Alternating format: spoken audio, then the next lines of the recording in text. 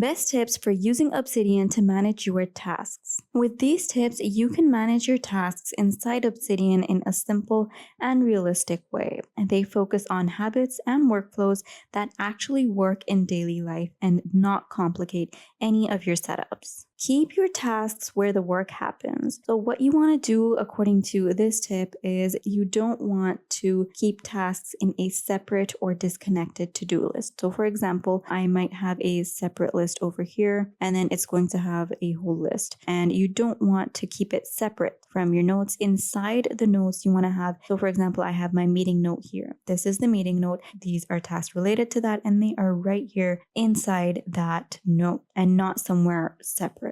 So you want to always keep your tasks where the work happens and where the context for that task is. So you have your meeting note. For example, in a meeting note, you could have the action items at the bottom. So these are the tasks and these would be action items and they would be at the bottom of your meeting note. For example, if you have a project note, you'll have notes on your project and then down below you'll have your project specific tasks. So you could list in whatever, any specific details of that task, and then you could give it a due date, whatever, and then you can add in the details and have your project specific tasks in your project note. You could also have, if you have any learning notes, any other kind of notes, then you can have their follow-up notes, or you could have their follow-up tasks down below. So you could go here and down here, you could add in any follow-up tasks. So you're going to open up using your shortcut, your tasks creator, and then here you can create or edit your task, and you're going to write in any follow-up task. For example, revise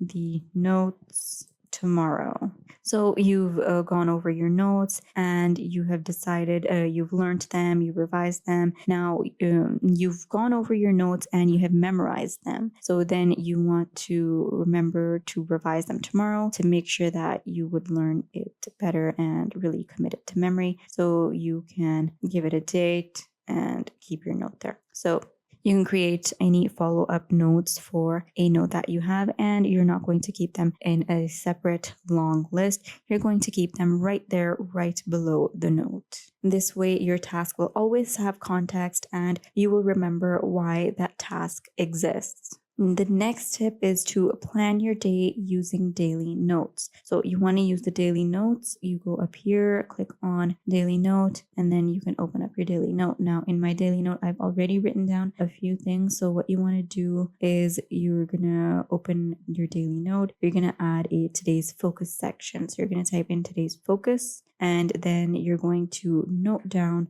or choose only 3 to 5 important tasks. So from your tasks that you already have, you're going to select any 3 to 5 of those and you're going to write those down here. So you're going to decide what you want to focus on that day. The daily notes are one of the simplest ways to stay productive, and you can do that following this tip. So this is going to keep your day realistic and it is going to prevent any kind of overload. Now, your third tip would be to use due dates, but only when necessary. So you can use due dates. Due dates are useful, but overusing them is going to create pressure. So don't overuse them. That's going to create pressure. And the best practice would be to use due dates only for real deadlines. So don't make up too many deadlines for yourself. Only use deadlines for real deadlines and avoid adding dates to every task. So if you go down here, you have some tasks here. So avoid writing dates for every task. You can add it for an important task or a specific task, but it's going to be important only when, you've added the date only to some of them. If you add dates to all of them and you decide that all of them are important, then none of them are going to stand out or be important. So you want to add the deadlines or dates to only a few tasks, and you remember that you can reschedule any overdue tasks instead of ignoring them. So if a task is overdue, don't ignore it, just reschedule it to a later date. This is going to keep your task list honest and stress-free.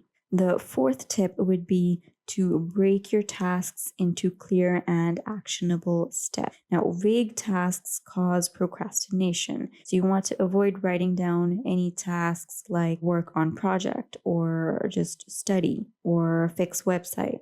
So those are not good tasks to write. Instead, you want to write something specific in your tasks, like these two tasks over here. Email client about updates. So you know that you want to email the client, and what do you want to email them about? The updates. Or redesign contact details on the website. So specify exactly what you have to do. You could do write video outline, review chapter 2 note, or update homepage headline. So these are specific tasks that you can add. These are very helpful and are going to make your tasks much more actionable.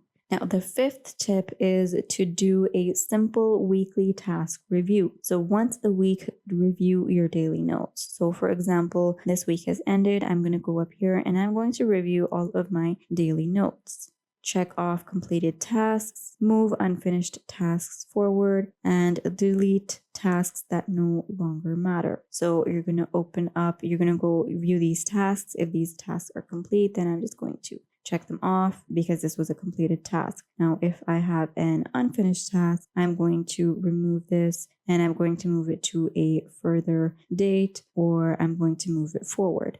And any tasks that no longer matter, I'm going to delete them. So I could just as well just remove this and delete it. So deal with whatever is there, and then this kind of weekly reset keeps your system clean and reliable. So once a week, go ahead and do this. The sixth tip is to separate thinking notes from action tasks. Now, you want to keep both of these separate. The thinking notes are separate and the action tasks are separate. So not everything you write needs to be a task. Everything I write down here, not everything is going to end up as a task. For example, I'm going to note down stuff here, and I have some notes in which I have brainstorming or I'm drafting stuff. So I don't need to create a note out of everything, out of all those things too. So not everything that you write needs to be a task and a rule that you need to follow. So keep in mind the good rule: ideas stay as notes and decisions become tasks. So this is a note over here. Up here, I have my ideas. These ideas are going to stay as notes, and only the decisions that I make out of those notes are going to end up as tasks. I do not need to make a task out of each one of these.